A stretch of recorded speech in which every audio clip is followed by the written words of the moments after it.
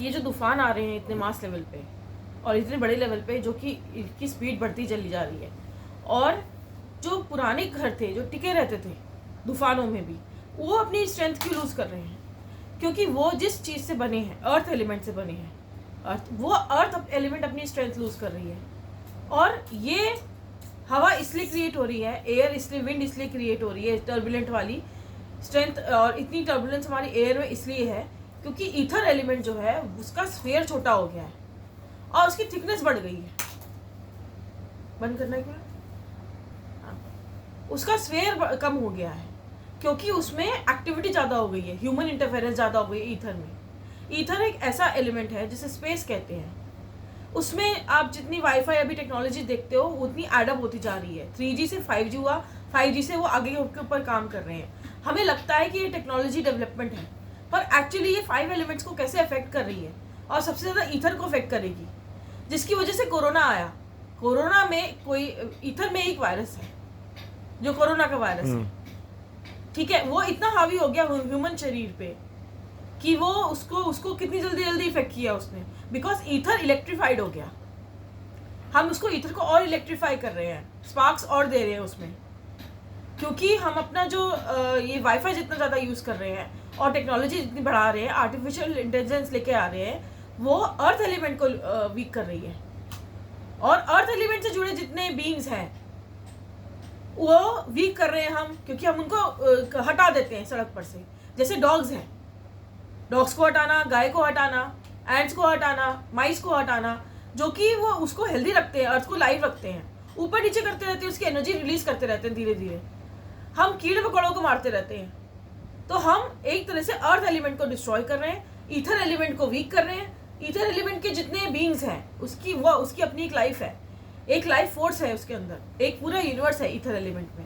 उसमें viruses, bacterias, जितने भी इनविजिबल जर्म्स हैं, जो भी लिविंग बीइंग्स हैं, वो रहते हैं उसके अंदर, उसमें एक्टिवेट होते हैं, उसमें चलते हैं। वो उनका साइज धीरे धीरे बढ़ता जाएगा, उनके अंदर स्ट्रेंथ बढ़ती जाएगी, बिकॉज हम उनको दे रहे हैं, हम उनको अर्थ एलिमेंट में लेके आ रहे हैं ईथर एलिमेंट से। तो इंसान का शरीर, इंसान भी एक अर्थलिंक है। इंसान का शरीर छोटा होता जाएगा, एयर बढ़ती चली जाएगी, एयर की टर्बुलेंस बढ़ती चली जाएगी। आप जितना भी कंक्रीट का भी मकान बना लो, एयर के अंदर इतनी स्ट्रेंथ आ जाएगी, इतनी टर्बुलेंस आ जाएगी कि वो भी गिर जाएगा। तो आपको अर्थ में घुसना पड़ेगा, बंकर्स बनाने पड़ेंगे। अर्थ में घुसने के लिए फिर आपको कॉन्फ्लिक्ट आएगा, बिकॉज आपका अर्थ एलिमेंट खुद का वीक हो रहा है। You want life living in अर्थ।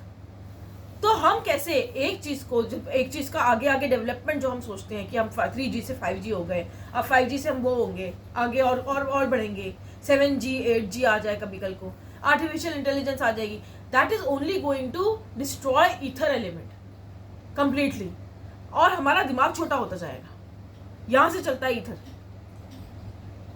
ये छोटा होता जाएगा, और ये छोटा होता जाएगा तो ब्रेन का साइज छोटा होता जाएगा, और हमारे फंक्शंस, हमारे मोटर फंक्शंस जितने हैं, अलग अलग फंक्शंस बॉडी के होते हैं, वो धीरे धीरे सिलेक्ट करती जाएगी बॉडी की, अब मुझे ये फंक्शन बंद करना है, अब ये फंक्शन बंद करना है, because basic function is the motor element, motor function in the body, जो हाथ चलाना और ये सब चलाना है। तो दिमाग की IQ लेवल गिरता जाएगा, EQ लेवल गिरता जाएगा, डेप्थ खत्म होती जाएगी, लोग पर्सनैलिटी शैलो होती जाएगी लोगों की, because that is not something which is outside the chemical reactions और the 5 elements of the body.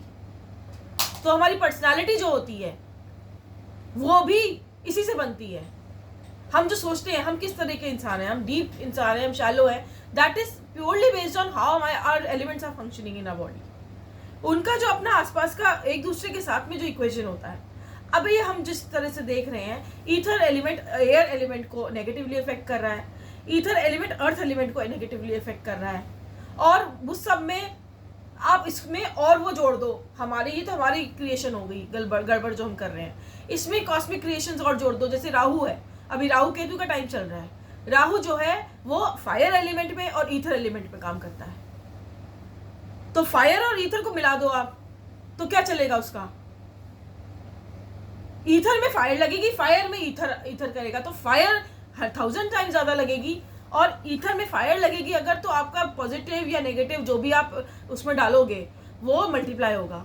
इसलिए हम कहते हैं मल्टीप्लिसिटी ज्यादा होती है राहु की, बिकॉज राहु ईथर एलिमेंट में है, और ईथर एलिमेंट में हर चीज़ की मल्टीप्लिसिटी ज़्यादा होती है। वायरस की मल्टीप्लिसिटी देखिए आपने, एक बॉम्ब की तरह फटता है, बैक्टीरिया की बॉम्ब की तरह फटता है। उसके कॉम्बिनेशन जो हैं, ईथर एलिमेंट का कॉम्बिनेशन किसके साथ बैठ के, बाकी एलिमेंट्स के साथ कैसे बैठ के उसको स्ट्रॉन्ग करता है और बढ़ाता है, ये हमें समझना पड़ेगा। How the all the elements interact with each other inside our body and outside in the immediate environment. So we have that power, we have that knowledge to control turbulence, to control thunderstorms, earthquake को रोकना. These are not natural disasters. जो हमने सोच लिया है, even modern science believes कि ये तो हम we cannot prevent them, we can prevent them. सिर्फ 5 एलिमेंट्स को समझ के, how they interact with each other और किस किस लेवल पे, किस किस स्केल पे इंटरेक्शन होता है उनका. एक एंड के अंदर भी 5 एलिमेंट्स हैं. और ये जब हम ये जो अपना इकोसिस्टम है, मेरा लिमिटेड इकोलॉजी है, इकोसिस्टम है या निश होती है किसी भी बीइंग की, या स्पेस होती है, उसके अंदर भी 5 एलिमेंट्स होते हैं. सबका किस किस लेवल पे कैसे इंटरेक्शन हो रहा है आपस में, और with in the stages also, with in the scales also, in between the scales also, वो डिसाइड करता है कि हमारे आसपास कितना सेफ और कितना हेल्दी एनवायरनमेंट है.